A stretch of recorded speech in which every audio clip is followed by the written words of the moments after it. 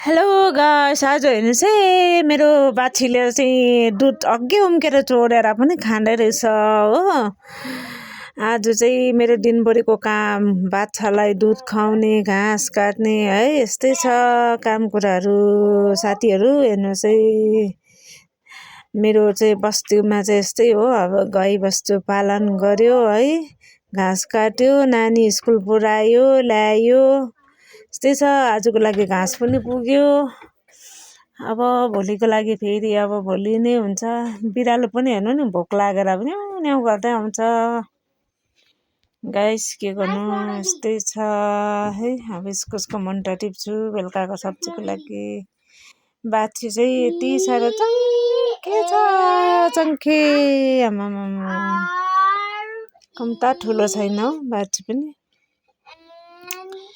अब आजको यत्तिकै हो। अब दिन मान्छेले दिन कहिले बित्छ, रात कहिले हुन्छ भनेर मान्छेले भन्छन्, तर त्यो भन्नै पर्दैन है।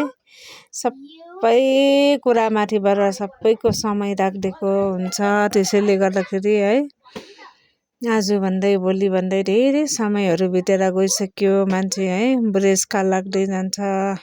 हेर्नु नि, यो बिरालो चाहिँ फेरि मेरो बाछीलाई जिस्काउन आउँदैछ हो। कम त मान्छे जस्तो छ है बिरालो। मजा गयो त्यहीँ, बारीमा गयो बारीमै, गोठमा गयो गोठमै। यस्तै छ जिन्दगानी हो साथीहरू। यतिकै अब मान्छे पनि बुढेसकाल लाग्दै जान्छ है। आज भन्दै भोलि भन्दै मान्छेको उमेर बितेर गएको थाहा हुँदैन है। तर काम चाहिँ कहिल्यै सक्दैन मान्छेको। फोल्डिङ खेलेर गछ बिरालो फेरि हो, यति साह्रो चल्नु खोज्छ। म चाहिँ एकछिन बस्नु हुँदैन, आइहाल्छ। गोठमा गयो गोठमै, जङ्गल गयो जङ्गल। म नानी स्कुल लिनु जाँदा गर्दा माथिसम्म पछ्याएर जान्छ हो। माया लाग्दो छ हो यो चाहिँ। घरमा मान्छे कोही हुँदैन, घरमा ऊ गोठाला गरिबस्छ, कुखुराहरूसँग खेलिबस्छ हो। छक्कै पर्छु यसलाई देखेर चाहिँ नि। आज चाहिँ यसलाई पुरा अल्छी लागेको छ, भर्खर उठेर आएको यो। अन्त पानीहरू परेर वेदरहरू चाहिँ अब यस्तै छ है। अहिले अब बर्खा लाग्यो साथीहरू, यस्तै छ बस्तीमा चाहिँ।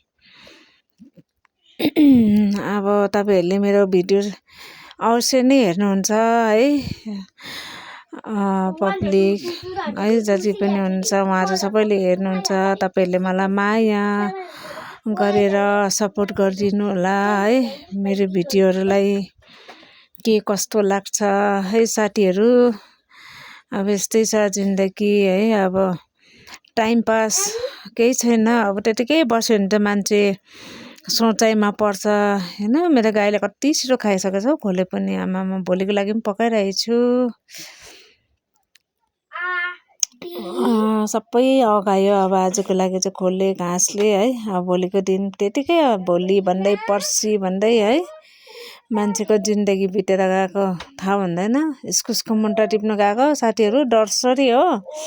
साँपहरू निस्किन्छ कि भन्ने डरसरी। हेर्नु नि, जङ्गल हुन्छ हौ अहिले त हो। यस्तो झ्यासहरूमा खुट्टाहरू हाल्न पनि डर लाग्छ। यति बेसी साँपहरू निस्किन थालेको छ है अहिले। पुरा डर लाग्छ, जुगा लाग्छ त्यतिकै साथीहरू। अहिले त योपालि त जुगा पनि यति बेसी। स्कुल जाँदाखेरि त नि स्पिड हो सधैँ। अब 20 मिनट लाग्ने, अहिले त म त उकालो झन् 15 मिनट माथि पुग्छु। घरमा त 10 मिनटमै आइपुगेँ आज त म त। आमामा, यति स्पिड कुदेको कि जुगाले गर्दाखेरि। आम्मा, यति डर लाग्छ। हत्र ठोस ठोस परेको जुगाहरू हो। साथीहरू के गर्नु, यस्तै छ है। लड्दै पर्दै हिँडिरहेको छु है। जिन्दगानी यस्तै छ। अब आज बेलुकाको लागि है फ्रेस इस्कुसको मुन्टा टिपेर चाहिँ लाँदै गरेको नि। अनि भाइ, अब भाइको चाहिँ होमवर्कहरू सबै गरिसकेर पढ्नु है भाइ। 19 तारिकदेखि FA2 को टेस्ट छ। यस्तै छ, नानीहरूको पनि पढाइहरूमा पनि याद गर्नुपर्छ। घाँसहरू काट्नु, यताउता सब कुरा गर्नुपर्छ है साथीहरू।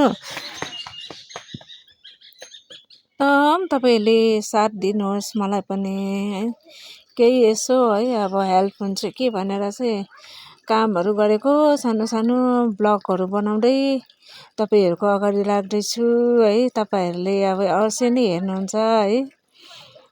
खाएको लाएको घाँस काटेको है, रोपराप गरेको है, मकैहरू पनि धान चमार आउनु आँटेको छ हो। इस्कुस पनि फल्नु आँटेको छ, चुचुला फल्नु आँट्यो होइन, चुचुला लागिसक्यो तर मलाई त त्यति मन पर्दैन इस्कुसहरू त। फल्नु त फल्दैछ है, अब अहिले चाहिँ मुन्टाहरू टिपेर खाँदैछु। मुन्टा चाहिँ यति साह्रो मनपर्छ हो साथीहरू, तपाईँहरूलाई पनि मनपर्छ होला। सहर बजारमा हुने त बिचरा है यति बिटाको पनि 50-60 रुपियाँ गर्छ है, गान्तोकतिर नाम्चीतिर किनेर खानुपर्छ। यति नै हो आजलाई मेरो ब्लग है। तपाईँहरूले साथ दिनुहोस्। कसैले मलाई फलो गर्नुभएको छैन फलो गरिदिनु होला है। लाइक कमेन्ट सेयर गरिदिनुहोस् है। आजको चाहिँ यति नै हो, आजको लागि मेरो ब्लग। By by. फेरि पनि भोलि समय पाएँ है, रातभरिमा प्रभुको आगमन भएन भने भोलिको दिन फेरि बनाउनेवाला छु। By by.